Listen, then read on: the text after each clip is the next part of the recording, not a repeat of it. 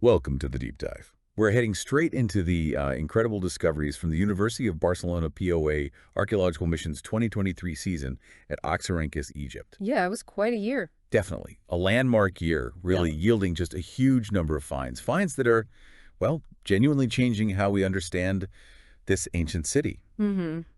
Their work focused on the Upper Necropolis, which is pretty well known, but also some exciting new areas north of there, closer to the old cultivation zone. Right, near where farming would have happened. Exactly. So our mission today is to unpack the most fascinating of these discoveries and, give you a real sense of Oxyrhynchus's rich multicultural past. And it wasn't just about digging up amazing things, although there's plenty of that. The team really undertook a comprehensive effort. Like what specifically? Well, things like surveying the wider city area to map its layout, continuing the vital anthropological studies on remains found in previous years, and dedicating significant resources to conserving and restoring delicate finds. Wall paintings, objects, that kind of thing. Exactly. Wall paintings, a whole range of objects. They also worked on stabilizing the architecture of various structures, continued epigraphic studies looking at Greek and Coptic inscriptions. On tomb walls, papyri. You name it. Tomb walls, papyri, ostraka bits of pottery with writing. Plus, they used some really innovative tech like kite aerial photography, 3D modeling to document the site. Wow. Yeah, it paints a picture of a very thorough investigation and obviously supported by several key institutions. Okay, so let's dive right in. One of the major areas of discovery, Sector 40, and specifically a fascinating spot they called Hypogeum 4. It sounds like this particular dig started almost by chance. That's right, yeah. The Egyptian Antiquities Service had flagged some concerns about potential illegal digging north of the Upper Necropolis. Oh, okay. So the mission's initial work there was really to investigate those reports near that cultivation zone. And almost immediately they started finding things, like intriguing structures. Yeah, mud brick walls running north to south. What did they think those were initially? Well, the orientation, their placement. It suggested they were deliberately marking something or maybe protecting something. It's pretty common in necropolis areas to find boundary markers or, small structures linked to burial plots. And then between these structures, a really interesting find. A body. Christian era, you said. Yes, dating to around the 4th or 5th century AD. Carefully wrapped in a woven fabric, a corded fabric. What does finding that right there tell us in this context? Well, what's fascinating is that the single find hints at just how long this burial ground was used. It suggests the area saw burials over a really long span from potentially much earlier periods right through the Christian era. You get layers of history. Different periods right on top of each other. Yeah. And they found a well-made one. A really well-made one, yeah. Perfectly fitted stone blocks. But instead of water, it was just completely full of sand and small stones. A bit of a surprise, I imagine. Definitely not what you expect from a well. But this filled well actually led to something quite significant. On its eastern side, they found a doorway. And it had been deliberately blocked up. This turned out to be the entrance to Hypogeum 4. So this blocked entrance suggests they weren't the first ones in there recently, perhaps? Why seal it up? A blocked entrance usually means a deliberate closure. Maybe after the last burial took place, or possibly as a security measure, to stop people disturbing it. Could have been sealed in antiquity then. Possibly, yeah, and remained untouched until this excavation. And inside Hypogeum 4, it sounds like a really complex burial space. Yeah. 3 distinct cavities branching off. That's right, almost like balloon-shaped cavities branching off a central area, one north, one south, one east. Let's start with the south cavity. What did they find there? Okay, the south cavity contained a stone sarcophagus. It was roughly human-shaped, but not perfectly, and no inscriptions on it, and epigraphic. Okay. Sadly, the lid was broken. Only the top half was left. Inside, the sarcophagus was filled with sand and small stones, and mixed in with that fill were the remains of 2 mummified individuals. Yeah, one was quite young, maybe 13 or 14 years old, and the other was an adult. Wow. And on the west side of that same south cavity, another find. Yes, another mummified person, this time a male, but his burial was much more elaborate, even though the coffin itself was in poor condition. What was it like? It was a polychrome wooden coffin painted in multiple colors, decorated with images of Egyptian gods, and it had inscriptions from the Ptolemaic period. So that classic mix again, Egyptian religious traditions and the Greek rulers of Egypt. Exactly. The Ptolemaic period, after Alexander the Great, was a time of really significant cultural blending in Egypt. Finding a coffin that combines traditional Egyptian religious symbols with inscriptions linked to the Greek Ptolemaic dynasty really underscores that fusion. You see it right there in their burial practices. And nearby, adding another layer, were two skulls covered with painted cartonnage masks. Yes, beautifully painted masks, one identified as female, one male. These would have been incredibly vibrant originally. What exactly is cartonnage again? It's basically layers of linen or papyrus plastered together and then painted. It was a very common way to prepare the deceased for burial during the Ptolemaic and Roman periods. These polychrome masks would cover the head, offering protection but also a representation of the person for the afterlife. But then, near the entrance area, the vestibule, they found something truly exceptional. Terracotta figurines of Isis-Aphrodite. Several of them, yeah. Polychrome, painted in multiple colors. And you mentioned this is the first time these have turned up at Oxyrhynchus, and even outside the Fayum oasis. Why is that such a big deal? It really is significant because it points to religious beliefs and practices we didn't previously know were present in Oxyrhynchus, well, not to this extent anyway. Isis-Aphrodite is such a clear example of that merging of Egyptian and Greek gods. Isis, the Egyptian goddess, combined with Aphrodite, the Greek goddess of love. Right. Finding these figurines here suggests that this particular form of Greco-Egyptian religious syncretism, this blending, had a stronger foothold in Oxyrhynchus than we thought. It was known to be more common elsewhere, like the Fayum. Interesting. Moving into that main entrance area of the vestibule, they found two more sarcophagi, similar in style to the one in the south cavity. Yes, similar style. But these were found open and their lids were heavily damaged. Each one contained the remains of two individuals. Gives you a sense of disturbance at some point, maybe. It does. The open state, the damage to the lids, it strongly suggests the tomb was likely disturbed sometime in the past. Could have been ancient looters or maybe later disturbance. And two individuals in each. Maybe family burials or just reusing space. Both are possibilities. It raises questions about whether these were family plots or if space was simply being maximized over time. The east cavity held another group, 10 mummified individuals. 10 in total, yes. And they were all oriented with their heads facing west, covered in cartonnage that was unfortunately not very well preserved. That consistent head direction, west, that must have some meaning. Absolutely. Burial orientation was often very deliberate in ancient cultures. It could be tied to religious beliefs, like the direction of sunset, symbolizing the journey into the afterlife, or specific beliefs about rebirth. The consistent westward orientation here likely reflects a shared ritual practice for these people. And in the space between those sarcophagi in the vestibule and the north alcove, 4 more burials. Yes, 4 more individuals. It really emphasizes how these underground tombs, these hypogea, were used for multiple burials over what must have been quite a long time. Makes sense. Precisely.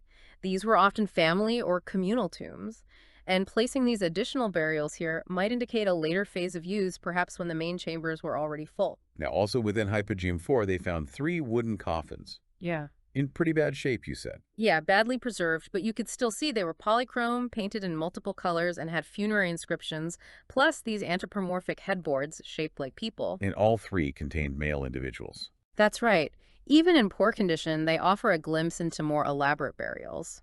Wooden coffins, especially with polychrome decoration and inscriptions, usually represent a bigger investment, maybe higher status. And the headboards make it more personal. Exactly, a more direct representation of the deceased. And the inscriptions, if they could be read, would be invaluable for identifying them. The Hypogeum also held 5 more sarcophagi. The 2 in the north lobe sounded particularly interesting because their covers were still intact. Yes, those were significant. Inside one, a mummified adult male in that classic Osirian posture, and in the other, an elderly female, also likely in that pose. What exactly is the Osirian posture? It's very specific. The arms are crossed over the chest. It directly mimics how the god Osiris, the ruler of the afterlife, was often depicted. Placing the deceased like this was a clear statement, connecting them to Egyptian beliefs about resurrection in the afterlife. And on top of these 2 intact sarcophagi, they found more mummies. Yes, 3 more adult mummies and 1 child mummy. It seems they're really maximizing the space in this tomb. Layering the burials. It does seem like it. It's quite common in ancient tombs, indicating reuse over time, possibly by the same family or group. And the presence of a child mummy is always a poignant reminder of high infant mortality rates back then. The east-lobed chamber. You said it held those 10 individuals in layers. But 2 stood out. One had preserved organic remains. Yes, one was at a badly preserved wooden coffin, but still had preserved organic remains, incredibly rare finds like brain and lungs. And another male was buried with a gourd. A gourd. That seems really unusual for a burial item. It is exceptionally unusual, yeah.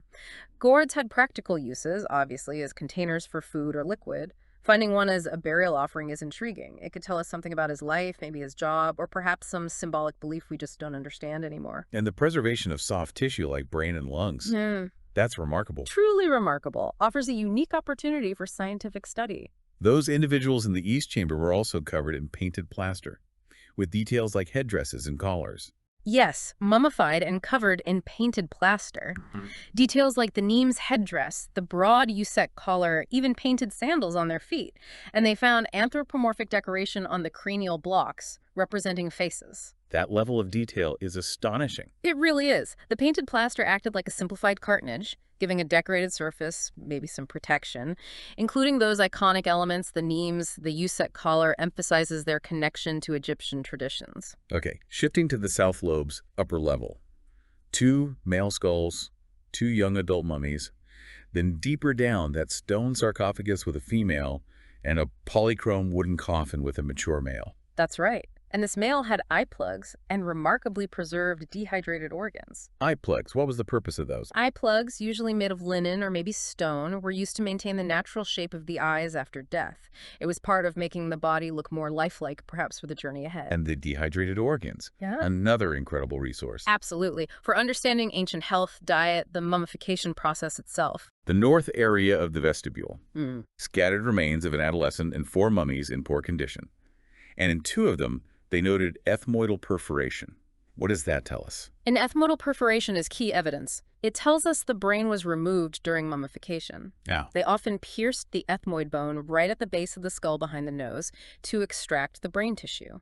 Finding this confirms that at least some people in Hypogeum 4 underwent this common step in Egyptian mummification. Finally, and quite strikingly, Hypogeum 4 revealed evidence of trauma on some remains. Yes, quite a bit. Everything from arthritic changes, sort of wear and tear in a young adult's ankle bones, to various fractures, collarbone, hand bone, forearm. Forearm fracture. Yes. On an elderly female, they looked like peri-fractures, the kind you get trying to ward off a blow. There was also a healed pelvic fracture, possibly accidental. And one male skull showed a healed fracture from blunt force trauma. He survived it. Another had a cut mark that he also lived with for a long time. Wow. It really suggests life in Oxyrhynchus could be pretty rough. It does. This evidence, both healed and unhealed injuries, gives us a direct and sometimes, unsettling glimpse into their lives and the dangers they might have faced. The peri-fractures strongly suggest interpersonal violence was a reality for some. Okay, let's move nearby then, to Sector 41, just northeast of Hypogeum 4. Here they found damaged mud brick structures, initially thought to be funerary houses or chapels. Yes, that was the initial thought, but the discoveries there took a slightly different turn. How so? Well, while cleaning around a well in this area, they discovered a large ceramic jar painted with vegetal motifs, plant designs, and also the remains of a woven basket made from plant fibers. Hinting at activities beyond just burial. Exactly. And then they located Hypogeum 5. Similar construction to Hypogeum 4, but with a key difference at the entrance.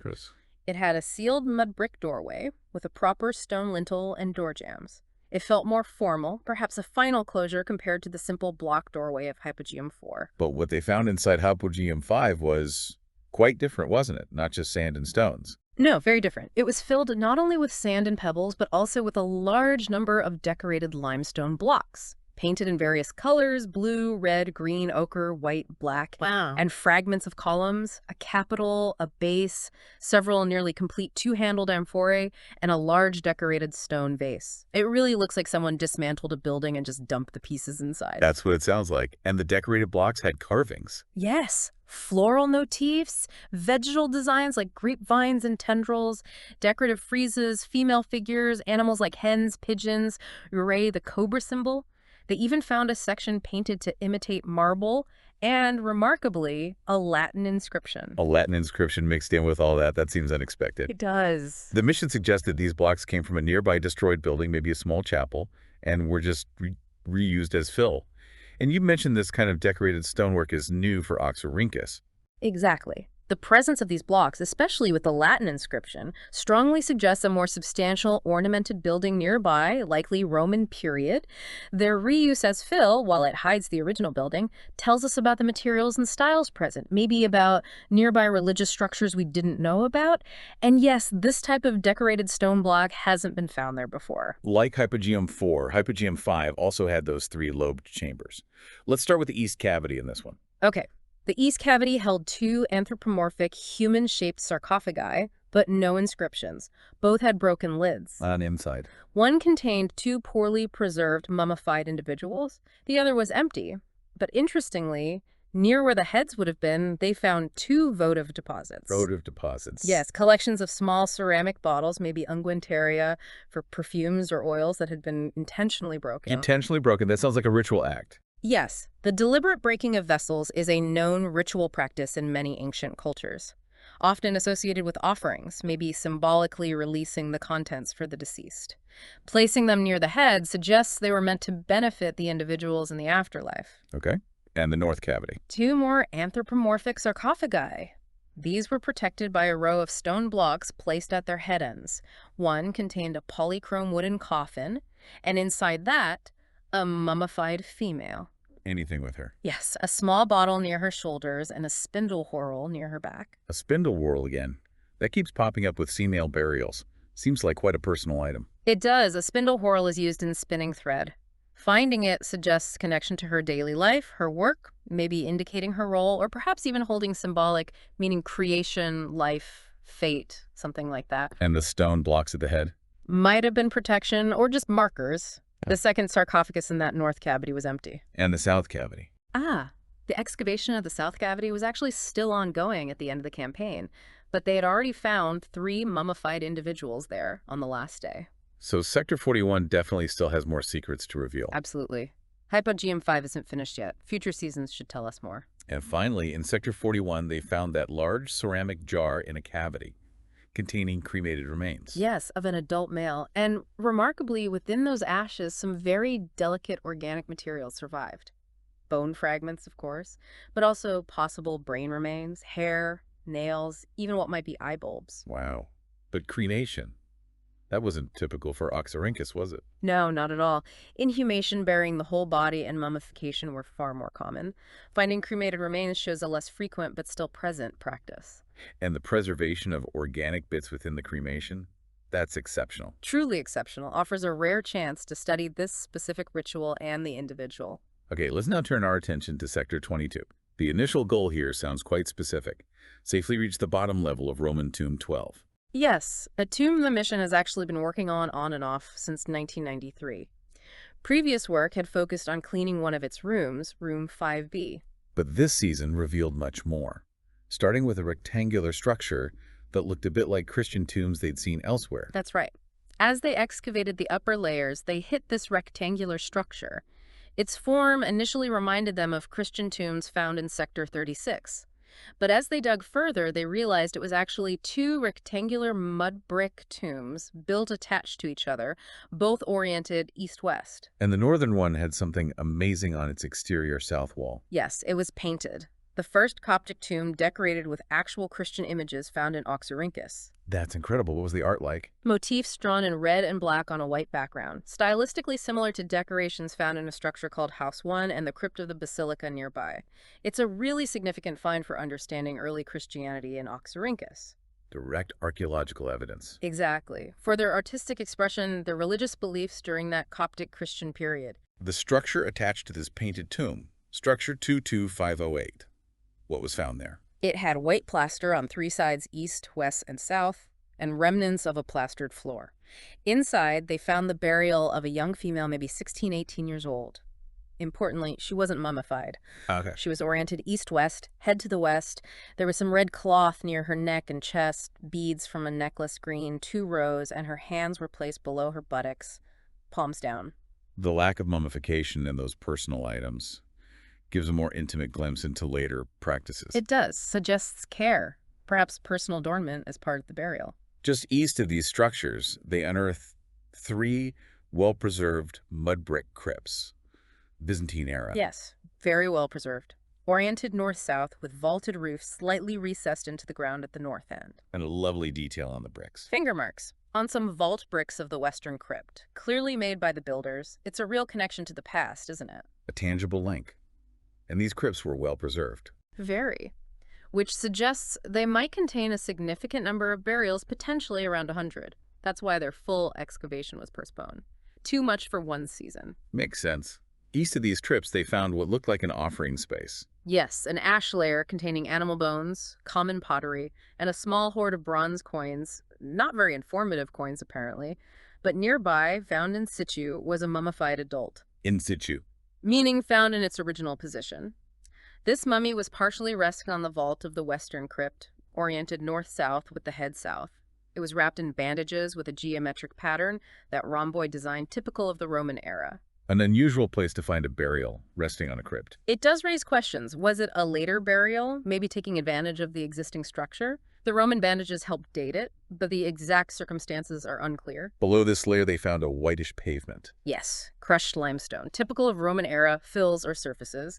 And cutting through this pavement was a square wellhead made of limestone blocks. It looked like the entrance to an older, classical-era tomb. And because it was narrow. They had to excavate it from the outside. This led them down into Hypogeum 3. Which was similar to another nearby tomb. Yes, one found previously to the south, which contained Persian Tomb 17, Roman-era cartonages, and Greco-Roman sarcophagi. So a real mix of periods in this area. And inside Hypogeum 3. A polychrome wooden coffin, east-west orientation, pretty poorly preserved, but still with some remarkable painted details visible on the male individual inside. Like what? A red face, a blue braided beard, a headdress with red, black, and blue squares, a broad use collar with 7 rows, one having these little rosettes in blue, red, yellow on a white background. Wow. And on the left side of the chest, a scene showing Anubis, the god of embalming, mummifying a bandaged body lying on a table. Classic Egyptian imagery. Absolutely. Even the white bandages had a blue geometric design and crossed red stripes painted on them. And there were 4 vertical lines of black hieroglyphs separated by red lines on the left side of the coffin. So much detail surviving. Even at the foot end, decoration showing 2 red feet and 2 lines of hieroglyphs between them. The sides of the coffin were painted red. And they saw another coffin in there, too. They observed another polychrome coffin, yes, but decided to postpone its excavation for now. So potential for more discoveries there, too. Definitely. Shows their careful approach, prioritizing proper documentation. Okay, back in Roman Tomb 63, specifically in Room B, they found 8 burials. Roman period. Yes, 8 Roman-era inhumations. These individuals weren't, let's say, fully mummified in the classic sense, but they were wrapped in those distinctive geometric bandages. And there was this whitish residue present. What does that suggest? It might suggest unequal excerebration, meaning maybe only the brains were removed in some cases, or perhaps a less intensive form of mummification using natron or other substances. Practices weren't always uniform, even in the same tomb. And they could see people of different ages were buried there. 2 burials in Room B had been spotted back in 2020. Yes, identified but not excavated until this season. UE 22525 was a mummified adult found prone face down with hands on the pelvis. UE 22527 was another mummified adult lying on their left side with a ceramic pot nearby. And near UE 22527, they found something significant. Yes, a clay seal showing a dog-like creature, possibly Anubis, and fragments of papyrus near the pelvis. That combination again. The seal and papyrus. Seems to be a recurring theme. It really is a key discovery of the season. The association suggests a deliberate practice, maybe using written texts, perhaps for protection or identification in the afterlife, secured with these seals. Just north of this individual, they found a female head mask, face down. Yes. It sounds quite striking. A gilded face, large eyes, black eyebrows and lashes, blue decoration on the white sides, black curly hair, a flower crown, pink and green on the front, and earrings. Very detailed. These masks were placed over the face. Yes, particularly common in the Roman period. They presented an idealized image of the deceased for the afterlife. The level of detail here speaks to the artistry and the importance placed on the appearance of the dead. Tomb 63 also had some infant burials. And one had something unique. Incredibly unique, yes. 3 black lines of inscription giving the child's name, their father's name, patronymic, and their age at death. identified as UE22537. That's exceptionally rare for an infant burial, isn't it? Extremely rare. It provides such a personal, poignant connection to a child from Roman Oxyrhynchus, gives us their identity, which is seldom possible for infants. Moving to Tomb 64, perpendicular to Tomb 63. This one contained a staggering number of burials. 36 inhumations in total, and the geometric bandaging here was even more elaborate than in Tomb 63. What were some notable features? A large number of infants, almost a quarter of the burials. Some individuals had gilded buttons or even gold leaf applied directly to their bandages, a step up in ornamentation compared to Tomb 63. 3 had decorated cartonages. And the gold tongues. Yes, gold tongues found in the mouths of 2 individuals. Plus, interestingly, a bronze tongue was found in an intersection burial nearby. And again, those clay seals and associated papyri were present. Gold tongues. What was the belief behind putting gold in the mouth? The idea was likely to ensure the deceased could speak, maybe eat or drink in the afterlife. Magic mouths, essentially. It wasn't unique to Oxyrhynchus, but finding them here adds to our understanding of Roman period beliefs. And the seals and papyri in Tomb 64? Yeah. You emphasize their significance again. Yes, found in specific areas, thorax, pelvis, across all ages and genders, sometimes just 1 seal, sometimes up to 2, and they often seem to contain magical texts folded and sealed, likely for funerary protection. Seems like a widespread belief in these amulets. Absolutely. The consistent placement underscores the importance of this kind of personal protection in their funerary beliefs. Sealing them suggests they were meant to retain their power, remain unopened. One individual in Tomb 64 had a large Greek papyrus. Yes, about 23 centimeters. With 2 clay seals, one showing a ball bird with spread wings, the other with hieroglyphs. This person also had gold leaf on their head and pelvis. The ba bird. That's a powerful symbol. Very powerful. Represents the soul's mobility, its ability to travel between worlds. Seeing it on a seal with hieroglyphs and a Greek papyrus is a beautiful illustration of that cultural and religious mixing in Roman Egypt. The gold leaf likely signified status or special ritual preparation. Another individual had papyrus fragments and a seal in the pubic area. Seems quite specific placement sometimes. It does. The exact significance of placement might vary, but it was clearly deliberate. There was one particularly poignant burial in Tomb 64, a young female. Yes, UE22551. A young female, maybe 15 or 16, who seemingly died in childbirth. Her preparation was very elaborate. Oh, so. She had a white plaster cartonnage painted to depict a pink toga with black details and black sandals. Underneath, she was mummified with geometric bandages, and she was placed on a wooden plank, sort of like a mummy board. Wow, and seals. Yes, 2 pectoral clay seals on her chest. One had hieroglyphs, the other possibly showed an offering table or various signs. It really speaks to the care and concern for this young woman. The seals likely had specific meaning, perhaps ensuring her well-being or providing for her in the afterlife. Even an infant burial in Tomb 64 had papyrus fragments and a large seal. Yes, in the pelvic area. Reinforces the idea that these practices extended to even the youngest members of society, considered important for everyone. 2 other burials in Tomb 64 had preserved parts of polychrome cartonnage. Yes. One had a checkerboard pattern decoration on the feet, remains of blue flowers on a white background with black drawing. Thin gold leaf was found applied directly to the skin, on the neck, and near the heart. And the inner bandaging work was noted as being very detailed. So just a lot of care taken. Definitely. These fragments give us glimpses of the artistic styles and decorative elements used. The checkerboard, the floral motifs, the gold leaf, they show the craftsmanship and resources sometimes dedicated to these preparations. Finally, Roman Tomb 65, perpendicular to 63. Yes, partially explored. Contained a north-south room, evidence of a vaulted roof, though not preserved, and access via stairs from the south. So another area holding potential for the future. Exactly. Part of this extensive Roman cemetery complex that awaits further investigation. Okay, let's shift to the archaeoanthropological report. It's clear the team was busy studying remains, both from storage and from these new excavations. Yes, studying the skeletal remains provides invaluable information about the people themselves, age, sex, health, diet, injuries. In Sector 22 alone, they examined 11 individuals from various tombs, like Tomb 63 and Hypogeum 3. And they found more evidence of that ethmoidal perforation brain removal. In a single male individual from Sector 22, yes. He also had something else unusual, a bronze sheet in his mouth. Bronze, not gold this time. Bronze, yes. Its purpose isn't entirely clear. Maybe an amulet, maybe symbolic in a way we don't understand yet. Any pathological findings in Sector 22? Signs of disease or injury? A few things.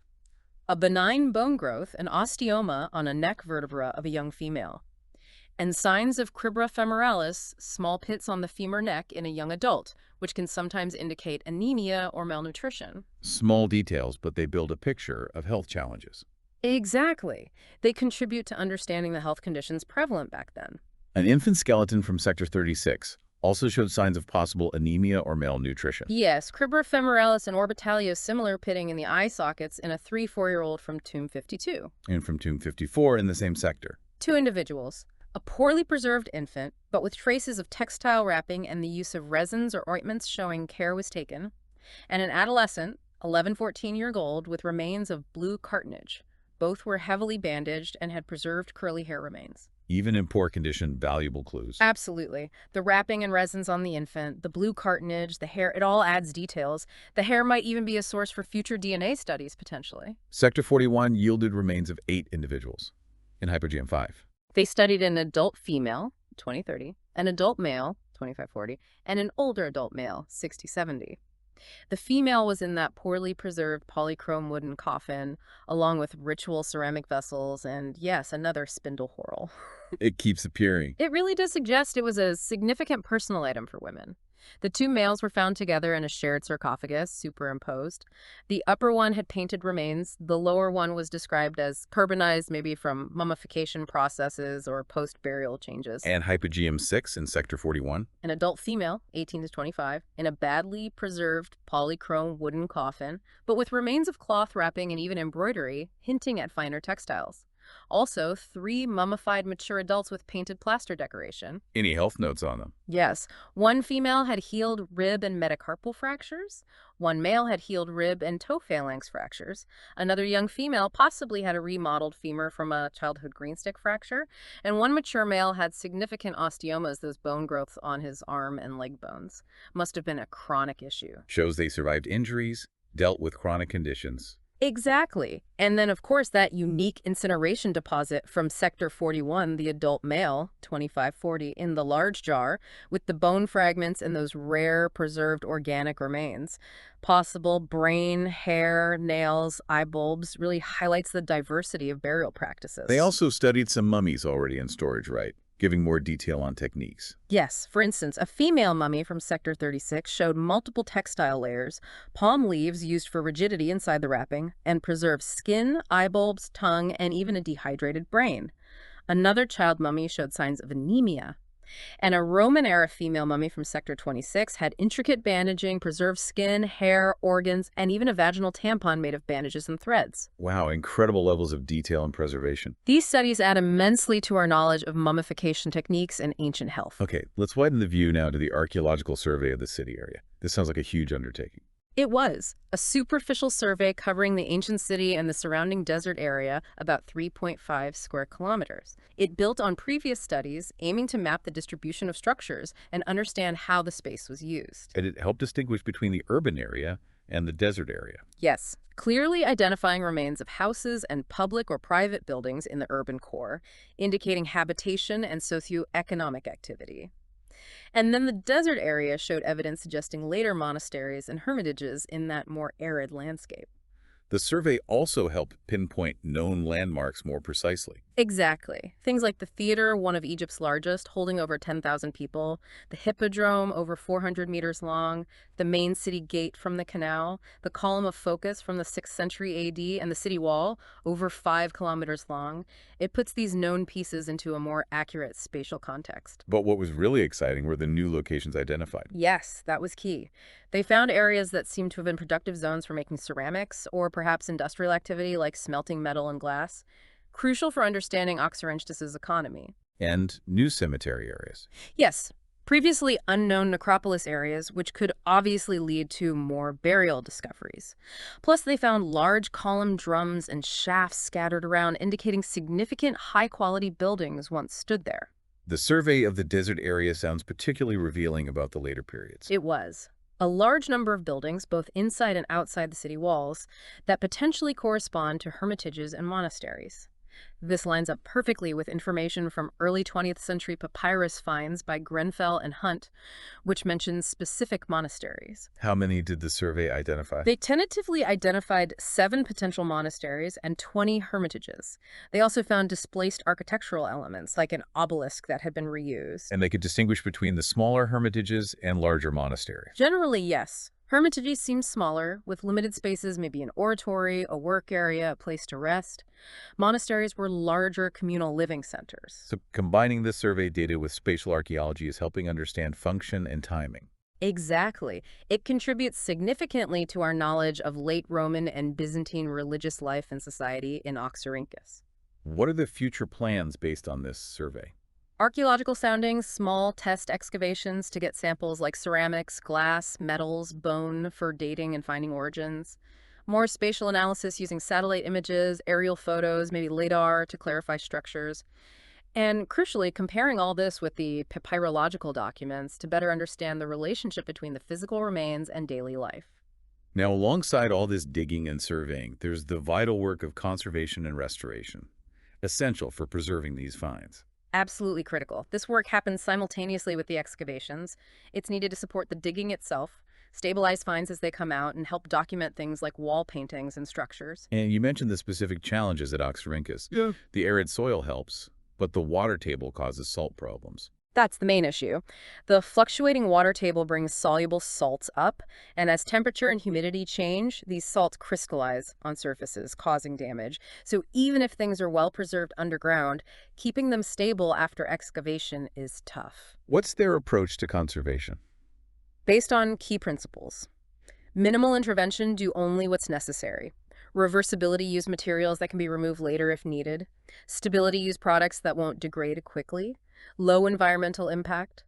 And always prioritizing readability for study and documentation with maximum respect for the artifact and its context. Makes sense. A lot of focus on in situ conservation, like the painted plaster in Sector 24. Yes, cleaning and consolidating the painted plaster from that Byzantine structure right where it was found, with extensive photo documentation. That's often the best approach for fragile features. And they continued monitoring the environment inside tombs 1 and 19. Yes, tracking temperature and humidity. Comparing data across seasons helps understand changes and potential impacts on the tomb structures, paintings, and sarcophagi. Tomb 19, being newly uncovered with lots of mummies, got initial monitoring before its vault was covered with sand, a technique that worked well for Tomb 1. They installed a data logger for long-term monitoring there. They also used non-invasive techniques for documentation, like on the basilica paintings. Yes, using visible-induced luminescence, VIL, and infrared photography on the crypt paintings of the Basilica of San Philoxenus allows analysis without touching the surface. And the lab work sounds incredibly detailed, cleaning and consolidating all sorts of materials. A huge variety. Cleaning and unfolding those gold tongues. Metal objects cleaned mechanically, soft brushes, fiberglass pencils, sometimes careful use of water or solvents. Treating copper objects with active corrosion, reassembling ceramics like that large painted jar from Sector 41, unguentaria, lamps, consolidating those fragmented Isis-Aphrodite terracottas, even identifying the Egyptian blue pigment on them using VIL. Textiles must be a major challenge too. Shrouds especially. Very challenging. Often fragile and dry, vulnerable during excavation and transfer. They treated a linen tunic from Sector 40, mostly preserved cleaning, and carefully rehydrating it with cold vapor to relax the fibers for study. Plant fiber baskets also got cleaned and stored carefully. And then the papyri and clay seals. You've highlighted their importance. Yeah. Their conservation sounds crucial and collaborative. Absolutely crucial, because they're exceptional finds, often directly associated with mummies, and potentially contain writing and symbols. They're often incredibly fragile, dehydrated, brittle from wrapping or mummification processes, sometimes looking almost burnt. Like the ones found with individual 22544. Yes, that individual had 2 papyri and 2 seals in the chest area. Significant work is done in the lab, collaborating with papyrologists and other specialists, focusing on developing respectful, less invasive, and environmentally safe treatments. Finally, let's look specifically at the papyrological findings, the written materials. A diverse collection again. Very diverse. Representing different periods, Ptolemaic to Roman, enriching our understanding of Oxyrhynchus's multicultural and multilingual landscape. Looking at them by discovery area helps. Okay, so sectors 40 and 41, what writing was found there? Mainly analysis of epigraphic materials inscriptions on objects. That Ptolemaic anthropoid wooden coffin from Hypogeum 4 South had complex hieroglyphic inscriptions. They recorded almost 70% of them, preliminarily dated to the early Ptolemaic phase. Another Ptolemaic coffin, too. Yes, from Hypogeum 4 East. Likely later Ptolemaic, but poorly preserved, only limited inscriptions were readable. And then the big surprise in Hypogeum 5, that Latin funerary inscription. On one of those reused stone blocks. Yes, painted in black carbon-based ink on a stone slab that also had naturalistic figures carved on it. It likely came from a nearby funerary structure. Remember all those architectural fragments found with it? Similar to Roman Empire funerary monuments, tentatively dated 2nd, 3rd century CE. And Sector 22. Sounds like significant finds there, too. Yes. First, fragments of a Ptolemaic cartonnage mummy case with hieroglyphic inscriptions from Hypogeum 3, adding to the evidence for earlier periods there. But the most relevant finds were Roman period, from tombs 63 and 64. Like the inscriptions on bandages. Right. 3 mummified individuals had traces of Greek inscriptions painted or drawn on their bandages, still under study but likely common epitaph formulas like farewell. And the sealed papyri. The big story, really. Examining 5 mummified individuals yielded 6 sealed papyri, folded up, sealed with clay, placed on the chest, abdomen, or pelvis. Found on various ages, both genders. It reflects this transformed continuation of pharaonic tradition widespread in Roman Oxyrhynchus. What could they tell about the contents? The first one found, with UE 22527 in Tomb 63, was poorly preserved, but a microscope showed traces of Greek text. The second, with UE 22544, also in Tomb 63, was exceptionally large, covering the chest and abdomen. Carefully folded, strings visible. Using a dynolite microscope, they identified it as a bilingual Greco-Egyptian magical text. Magical text. Yes, containing Vosh's magical words and characters, magical symbols or signs. 3 more magical papyri are found in Tomb 64, 1 near the pelvis, 2 on the chest of that young woman who likely died in childbirth. All had features typical of Greco-Egyptian magical texts. And possibly another with the infant. Possibly, yes. A fragmentary sealed papyrus found near the pelvis lower body of infant UE 22576 in Tomb 64, also potentially magical. Any other written finds? Surface finds or graffiti? Yes, a handle from a Rhodian amphora, a type of Greek wine jar, was found on the surface, inscribed with a Greek name. And numerous graffiti were found on tomb walls in various sectors. What kind of graffiti? Greek letters, names, drawings of animals, human figures, geometric patterns, even board games scratched into the walls. Likely testimonies of visits, maybe by families of the deceased over the years. Gives a more informal glimpse. And besides the finds, they also conducted detailed topographic surveys. Yes, detailed surveys of all the work sectors were done, and the results incorporated into the mission's overall archaeological map. And hosted documentary crews. Yes, visits from 2 foreign film companies doing documentaries. One UK company for the Lost Treasures of Egypt series, and an Australian company for the First Hymn Project, focusing on the Christian Byzantine world. Plus, ongoing work updating and cataloging the mission's huge photographic archive. It sounds like a truly comprehensive and impactful season. It really was an exceptionally productive season. Discoveries across a wide chronological range, offering significant new insights into burial practices, daily life, religious beliefs, the multicultural character of ancient Oxyrhynchus. Just fantastic results. And the ongoing analysis, especially of the papyri, promises even more. Absolutely. Future discoveries and interpretations will continue to illuminate the history of this remarkable city. So as we wrap up this deep dive into the 2023 season at Oxyrhynchus, it really makes you think, doesn't it? How the survival of these incredibly diverse materials, from the most fragile scraps of papyrus with magical spells to massive stone blocks from lost buildings, allows us to connect with people who lived thousands of years ago. It's a tangible link. A real, tangible link to our shared human history.